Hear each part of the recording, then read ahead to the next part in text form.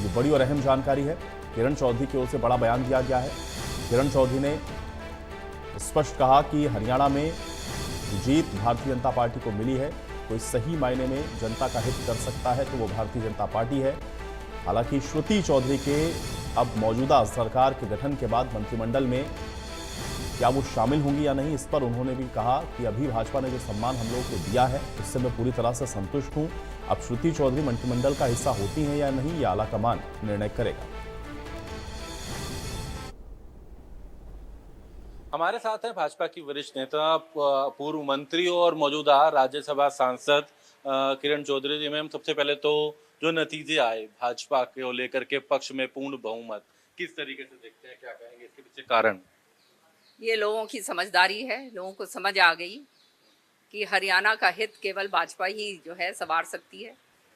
जो कल्याणकारी नीतियां भाजपा ने लागू करी, चाहे किसान भाइयों के लिए हो, वो अपने आप में एक जो है मिसाल है। मैं तो कहूँगी आज तक इस तरह का काम किसान भाइयों के लिए हुआ ही नहीं। पूरी तरह से किसान आंदोलन ही जो है वो ख़त्म हो गया, क्योंकि उन्होंने समझ आ गई कि इतनी बढ़िया काम सारा करा है, चाहे बोनस का काम हो, चाहे और अन्य काम हो किसानों के लिए, महिलाओं के प्रति, महिलाओं का जो है उत्थान के लिए, उनके मान सम्मान के लिए, चाहे हमारा बेरोज़गार जो बच्चे हैं उनका जो है हर तरीके से जो है खर्ची और पर्ची के बिना उनको नौकरियां मिली।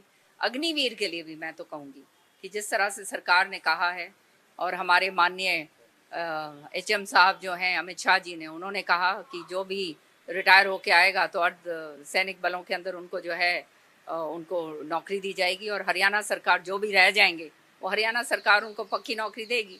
तो ये सब आम कारण है, लेकिन अब मंत्रिमंडल को लेकर क्या उम्मीद करते हैं, किस तरीके से देखते हैं? और खासकर हम श्रुति चौधरी की भी बात करें, सांसद रही, 9 विधानसभा देखी बतौर सांसद, तो एक बड़ा परिवार, राजनीतिक अनुभव आपके साथ रहकर पे भी, तमाम पारिवारिक अनुभव भी, इस अब नवनिर्वाचित विधायक हैं, मंत्रिमंडल में उनको लेकर क्या उम्मीद?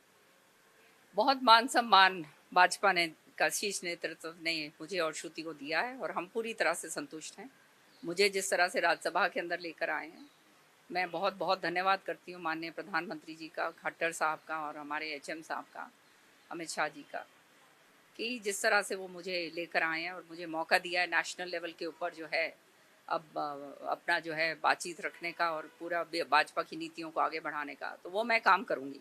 आपने देखा विधानसभा के अंदर मुखर होकर मैं हमेशा जनहित की जो बातें हैं वो रखी हैं, और यहाँ पर भी भाजपा की जो नीतियाँ हैं, माननीय प्रधानमंत्री जी का जो सपना है, जो संकल्प है विकसित भारत का, उसको आगे बढ़ाने में अपना कोई कसर मैंने नहीं छोड़ना।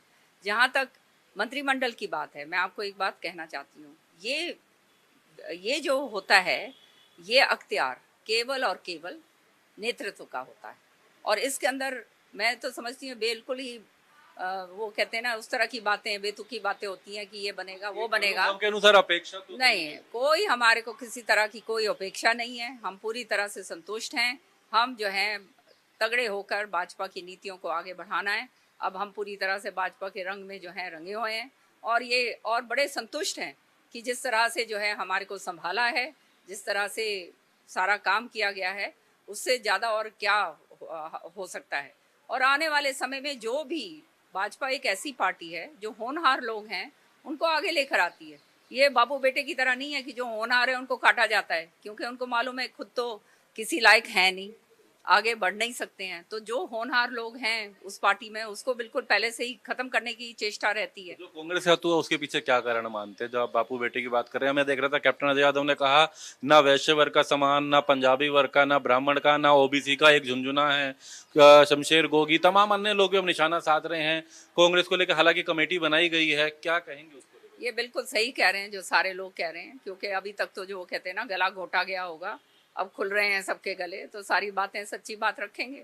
तो तब तो बाबू और बेटा रोज रात को मुख्यमंत्री बन के सो रहे थे, तो और जो है सारी टिकटों का वितरण भी उन्होंने करा, सारा का सारा संचालन मैंने सुना उन्होंने ही करा।